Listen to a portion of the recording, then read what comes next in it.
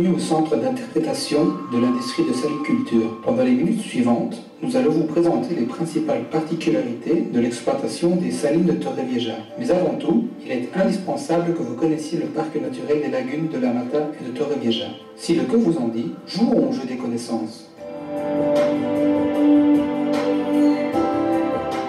Le parc naturel des lagunes de la Mata et de Torrevieja, déclaré parc naturel protégé de la communauté de Valence en 1988, occupe 3700 hectares et renferme 2 lagunes salées, l'une de couleur rose et l'autre de couleur verte. La plus grande est celle qui est rose, la lagune de Torrevieja, située au nord-ouest de 1400 hectares, tandis que celle de la Mata, la verte, située au sud-est de l'antérieure, s'étend sur quelques 700 hectares. Les 2 lagunes sont communiquées à la mer au moyen de canaux ou étiers.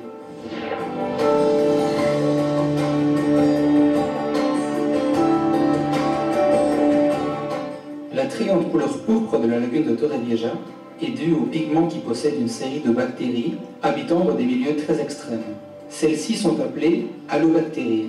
Réellement, la couleur rougeâtre est due à une protéine appelée bactériorhodopsine, qui est fixée dans les membranes des allobactéries. Il faut aussi souligner le rôle joué par l'algue unicellulaire Dunaliella salina et le petit crustacé Artemia salina. La première est la responsable de la couleur rouge vermillon qu'adoptent les lagunes à certaines époques de l'année, tandis que l'Artemia salina est de couleur rougeâtre parce qu'il s'alimente d'allobactéries.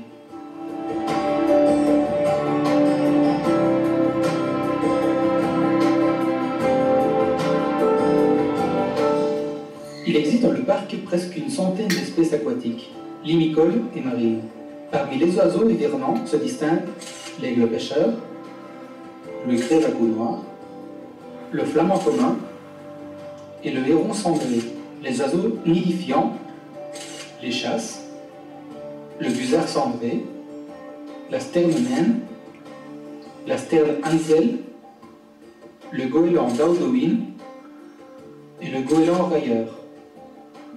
Ce parc naturel est reconnu comme la seconde colonie de goélands d'Audouin, la plus importante d'Espagne. Il ne faut pas oublier les différents types de vertébrés qui habitent cet espace, comme le crapaud commun, la tarente de Mauritanie, différentes espèces de couleuvres, de lapins, de lièvres, d'hérissons, de belettes et de renards.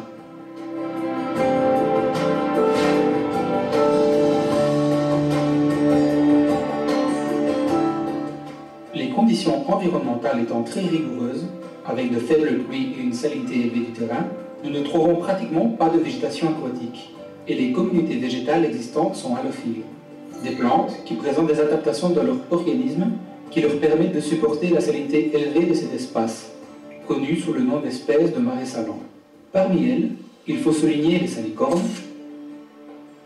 les joncs, les arroches de mer, l'alpha et les immortels. Découvrons maintenant comment, où et quand est produit le sel de Torrevieja.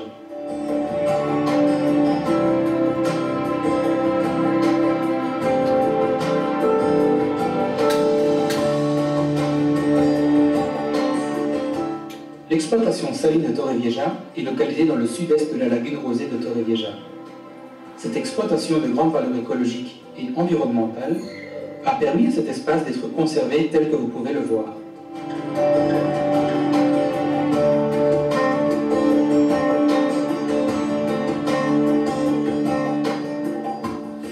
Le processus commence en dirigeant l'eau de la mer jusqu'à la lagune de la Mata. Ce processus est réalisé de manière naturelle, car la situation des marais salants à 4 mètres en dessous du niveau de la mer suffit pour qu'en ouvrant le vannes du canal de la Mata, l'eau s'y introduise.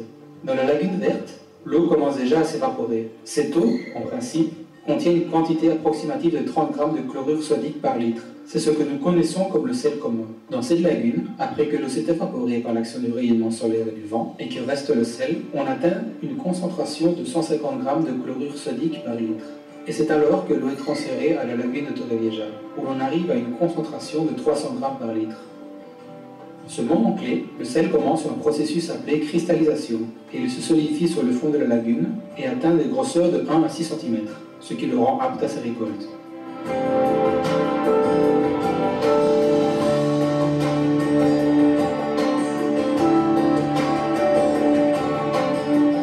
Une des plus grandes particularités des salines de Torrevieja est que durant tout le processus productif, il n'est pas nécessaire de sécher les marais salants. Dans d'autres exploitations, comme c'est le cas pour les salines de Santa Pola, outre le fait que l'eau doit être pompée mécaniquement, on doit dessécher les bassins pour leur utilisation, ce qui rend le barrage plus stérile et industriel.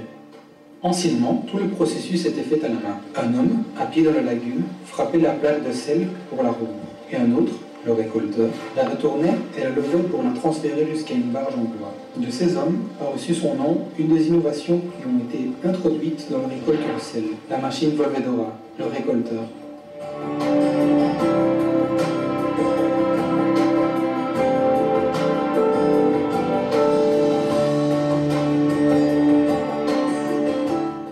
Cette machine se déplace sur la lagune de Torrevieja au moyen de chenilles, comme un tank. Elle possède une lame qui s'introduit entre la plaque de sel cristallisée sur le fond et la boue ou la terre de celle-ci. Lève la plaque de sel et l'élève jusqu'à de bandes transporteuses qui l'amènent jusqu'aux barges placées sur leur latéral, qui sont à leur tour tirées par une autre innovation technologique, un remorqueur. Ces remorqueurs sont des bateaux à aubes, très semblables aux anciens bateaux de la rivière Mississippi, car à cause du peu de profondeur de la lagune, l'utilisation d'un moteur de propulseur conventionnel n'est pas viable.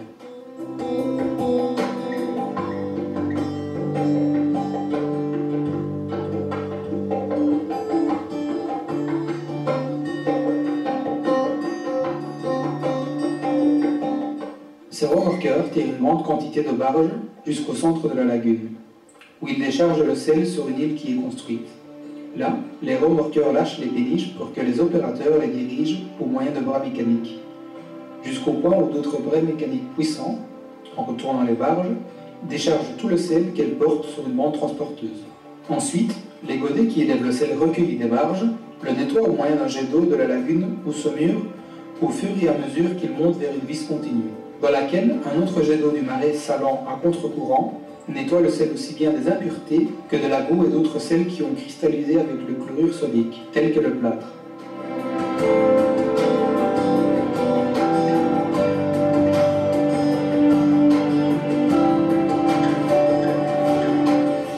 Le sel passe alors dans les centrifugeuses, où il est lavé avec de l'eau marine, qui termine de nettoyer ses impuretés en dissolvant toute trace d'autres sels qui est pu rester et ne laisse enfin qu'un sel blanc et propre. Une fois lavé, le sel est déposé au moyen d'autres bandes transporteuses sur les garderas, les camels, ces grandes montagnes de sel qui caractérisent le paysage des salines. La forme des camels facilite le stockage du sel et lui offre plus de protection face aux intempéries, car l'eau de pluie, glissant sur les parois de ces pyramides de sel, ne stagne pas et ne provoque pas sa dissolution.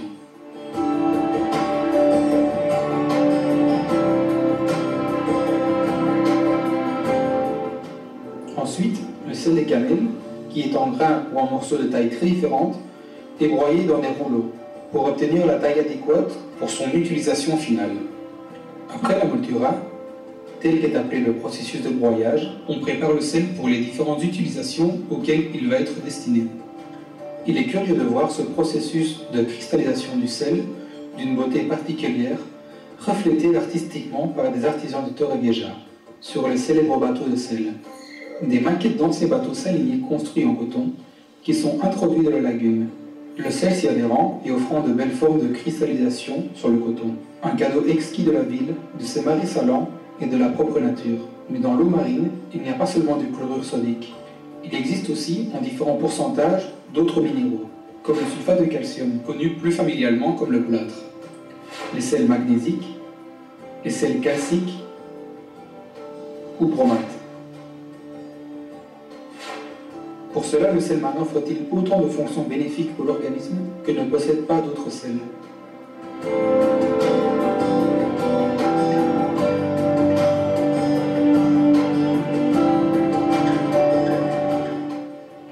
Il existe deux types de sels fondamentaux, le sel humide et le sel sec. Le sel humide est le sel après tout le processus de lavage précédemment décrit.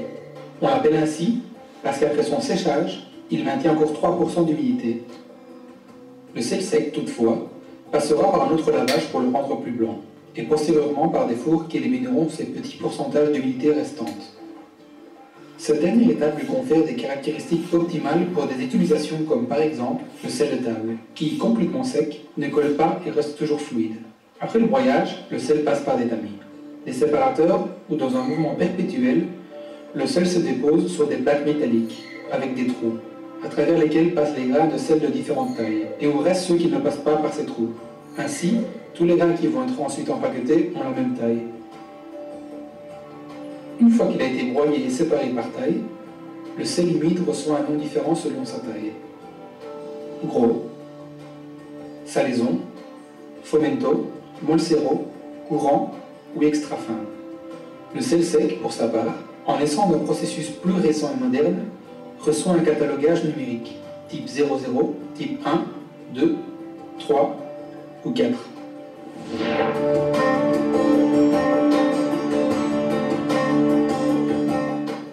Le processus de cristallisation du sel commence début juin avec la chaleur et termine en octobre, quand l'hiver commence à laisser son empreinte dans les marais salants en les remplissant d'eau de pluie et en provoquant l'arrêt de la cristallisation. C'est à la fin du mois de juin que commence la récolte. Comme le dit le dicton populaire, à la Saint-Jean, des figues et du sel. La récolte peut s'étaler tout au long de l'année, car même si le sel cesse de se produire, il reste sur le fond. Le sel déjà cristallisé ne disparaît pas même si le niveau de salinisation des eaux baisse, car il faudrait un changement total de l'eau du marais salant pour parvenir à dissoudre tout le sel créé dans le fond. En outre, la couche d'environ 80 cm qui reste au-dessus du sel cristallisé au saumur est une barrière contre les nouvelles eaux, ou les eaux de pluie grâce à sa densité plus grande, qui évite ainsi que disparaisse le sel.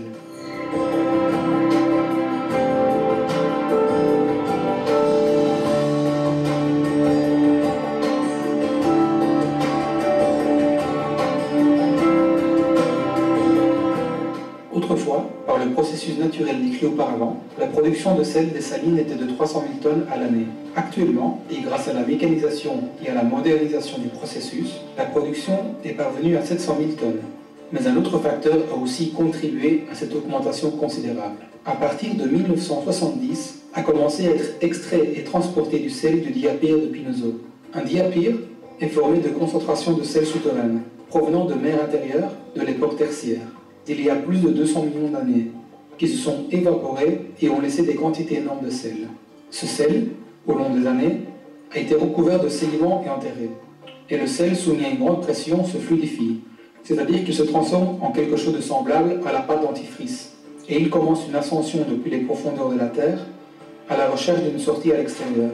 Lors de cette montée, lorsque la pression imprimée diminue, il se solidifie à nouveau, en créant ce que l'on appelle les dômes salins, qui ont généralement la forme de champignons. Précisément, un de ces dômes est celui qui existe à Pinoso. Au moyen de puits, on en extrait du sel, et il est transporté par une tuyauterie de 53 km à la lagune de Torrevieja. Ce processus mitige l'ancienne dépendance des conditions climatiques à laquelle étaient soumis les producteurs de sel, puisque lors des saisons de grande pluie ou de froid intense, la production de sel tombait en chute libre, le processus d'évaporation ou la concentration de sel optimale ne se produisant pas.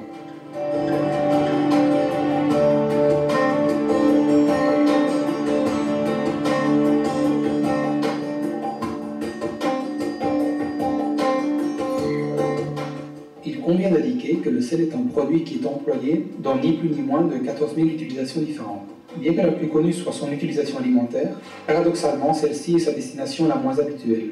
Son utilisation dans des processus tels que la création de verre, la fabrication de PVC, l'industrie textile, l'industrie chimique et pharmaceutique est beaucoup plus habituelle. Le plus grand consommateur de sel est l'industrie chimique, qui en acquiert plus de la moitié de la production.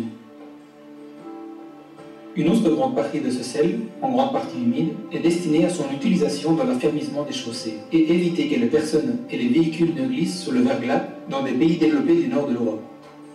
Le processus de décalcification des eaux est une des consommations les plus récentes et importantes actuellement. Il faut nommer d'autres utilisations moins importantes telles que l'industrie alimentaire non directe, c'est-à-dire de conserves et de produits destinés à la campagne, à l'alimentation animale ou à la production d'aliments préfabriqués. Le sel de cuisine ou alimentaire est, comme nous l'avons dit, celui qui monopolise le moins, bien que ce soit le sel qui, sans doute, doit être le plus soumis à des contrôles, aussi bien sanitaires que d'emballage. de transport et autres.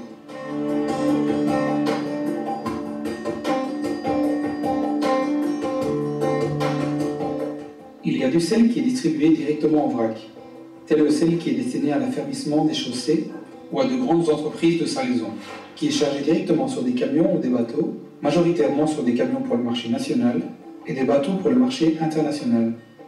Une autre des particularités des salines de Torrevieja est que le sel va directement au bateau au moyen de bandes transporteuses, qui existent depuis l'exploitation salicole jusqu'au port, la digue du Ponant. Ainsi, son chargement est très rapide et son écoulement est beaucoup plus productif. Le sel est aussi empaqueté dans des sacs de 25 kg et dans des sacs Big Bag de 1000 ou 1500 kg, suivant l'utilisation finale à laquelle on va le destiner. Les salines de Torrevieja disposent de modernes et efficaces machines d'emballage et d'emmagasinage pour cette tâche. Les pays auxquels ils se vendent davantage de sel sont les pays développés, et principalement ceux du nord de l'Europe, la Norvège en étant le principal acheteur. Celle-ci destine le sel acquis aussi bien à l'affermissement des chaussées qu'à sa grande industrie de pêche. L'Italie, le Portugal, le Royaume-Uni, les États-Unis, l'Irlande ou le Danemark se trouvent aussi parmi les principaux acheteurs du sel de notre terre. Sur le territoire national, la Galice, la Catalogne et le Pays Basque sont les zones où est vendu le plus de sel de Torrevieja.